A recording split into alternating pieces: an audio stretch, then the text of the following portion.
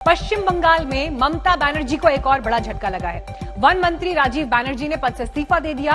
राजीव बनर्जी दरअसल लंबे समय से नाराज चल रहे थे, पार्टी विरोधी बयान भी उनकी तरफ से दिए जा रहे थे और ऐसे में उनका जाना तय माना जा रहा था। आज उन्होंने इस्तीफा राज्यपाल को सौंप दिया।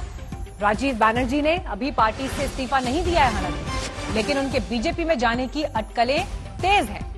तो राजीव बनर्जी का जाना एक के बाद एक जो बड़े पद पर आसीन नेता हैं टीएमसी के, वो जिस तरह से ममता बनर्जी का साथ छोड़ रहे हैं, अभी बीजेपी से निपटने से भी बड़ी चुनौती ममता बनर्जी के लिए पार्टी के अंदर जो टकराव आ रहा है, जिस तरह से पार्टी के नेता छिटक रहे हैं और वो भी प्रभावशाली नेता, ये एक बड़ी चुनौती है। लेकिन इस्तीफा देने के बाद कैबिनेट से राजीव बनर्जी ने क्या कहा, सबसे पहले ये सुनिए। অত্যন্ত আহত করেছে, আমি নিজে অত্যন্ত বেদনাগ্রস্ত হয়েছি। হয়তো আজকে এই সিদ্ধান্তটা আমি নিতাম না, কিন্তু আমি বিগত এক মাস এত মানসিকভাবে আমি দ্বন্দ্বে ছিলাম, এত মানসিকভাবে আমি আঘাত পেয়েছি। আমি কোথাও ব্যক্তিগত আক্রমণ কাউকে করিনি এবং আজকেও বলে যাচ্ছি, যতদিন বেঁচে থাকবো কারণ কোনো ব্যক্তিগত কুৎসা, ব্যক্তিগত আক্রমণ আমি করব না। যারা যেটা করছেন তারা যদি তাদের বিবেক থেকে ভালো মনে করেন তারা নিশ্চিতভাবে করতে পারেন। আমি আমার কাজটুকু করে যাব, কিন্তু এই আঘাত।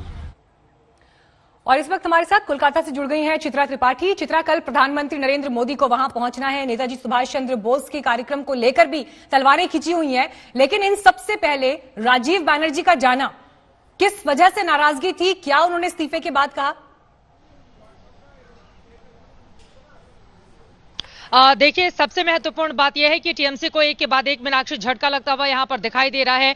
15 से ज्यादा विधायक अगर टीएमसी का साथ छोड़कर चुनावों के ठीक पहले चले जाएं तो आप सोच सकते हैं कि इस पार्टी के लिए मुश्किल की कितनी बड़ी घड़ी ये आन पड़ी है। लेकिन राजीव बनर्जी के इस्तीफे की पीछे की 3 बड़ी वजह मानी जा रही है। पहला यह कि उनकी पार्टी में बात नहीं सुनी जा रही थी। दूसरा, ये अभिषेक बनर्जी की ज्यादा चलती है और इन लोगों की ये आरोप है कि दरअसल पार्टी में जो नेता मेहनत कर रहे हैं उनको तवज्जो नहीं दी जा रही है। और तीसरी बड़ी बात ये बताई जा रही है कि दरअसल कई ऐसी बैठकें हुई जिसमें उन्होंने अपनी कुछ बातें रखने की कोशिश की, लेकिन उसको जब तवज्जो नहीं दी गई तो उन्होंने मन बना लिया था।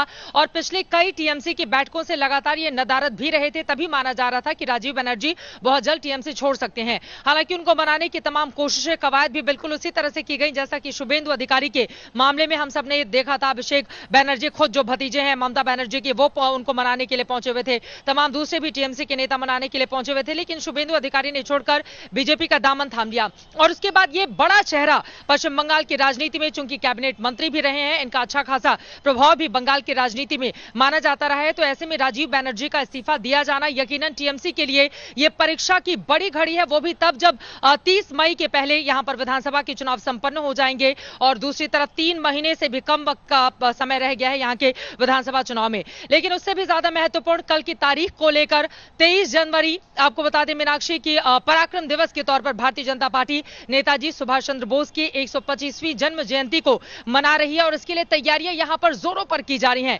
चूंकि खुद पश्चिम बंगाल प्रधानमंत्री नरेंद्र मोदी आ रहे हैं इस बड़े समारोह का हिस्सा बनने के लिए, और ये सरकारी कार्यक्रम है भारत सरकार का, जिसको लेकर बीजेपी के कार्यकर्ता यहां पर खासे उत्साहित हैं। और यहां पर अपने दर्शकों को यह भी हम बताते चलें कि दिसंबर 1965 के बाद यह पहला मौका होगा जब 23 जनवरी के किसी कार्यक्रम में शामिल होने के लिए खुद प्रधानमंत्री दिल्ली से यहां पर नेताजी के किसी कार्यक्रम में शामिल होने के लिए आए। बीच में कोई भी दूसरा प्रधानमंत्री यहां पर इस तरह के समारोह का हिस्सा नहीं बना था। इसके पहले लाल बहादुर शास्त्री थे, हालांकि वो दिसंबर में आए थे, वो 23 जनवरी को नहीं आए थे, लेकिन उन्होंने परिवार से आग्रह किया था कि मैं 1 महीने पहले आना चाहता हूं, चूंकि जनवरी में मेरा ताशकंद का कहीं और का उनका आगे का कार्यक्रम लगा हुआ था। लेकिन अपने आप में काफी ज्यादा महत्वपूर्ण प्रधानमंत्री नरेंद्र मोदी का ये दौरा, और लेकिन इस दौरे को लेकर एक तरफ पराक्रम दिवस तो दूसरी तरफ देश के नायक दिवस के तौर पर टीएमसी भी कार्यक्रम को सुबह से ही मनाएगी। ममता बनर्जी की एक बड़ी रैली होने वाली है। नेताजी की प्रतिमा जो रेड रोड पर है वहां पर सबसे पहले वो माल्यार्पण करेंगे, पुष्पांजलि अर्पित करेंगे और उसके बाद वो नेताजी सुभाष चंद्र बोस को लेकर, उनकी विरासत को लेकर दरअसल टीएमसी आगे बढ़ना चाहती है और ये दिखाना चाहती है कि बीजेपी का उन पर हक नहीं है। पश्चिम बंगाल की राजनीति महापुरुषों के नाम पर भी अलग अलग रूप में जिस तरह से सामने निकल कर आ रही हैं, ये भी अपने आप में बहुत सारे सवालों को जन्म दे रहा है। क्योंकि इसके पहले जब अमित शाह की बड़ी रैली हुई थी और ईश्वर चंद्र विद्यासागर की प्रतिमा को क्षति पहुंचाई गई थी, तो हम सब ने देखा था कि टीएमसी और बीजेपी के बीच में आपस में किस तरह से बयानबाजी का एक बहुत लंबा चौड़ा दौर चला।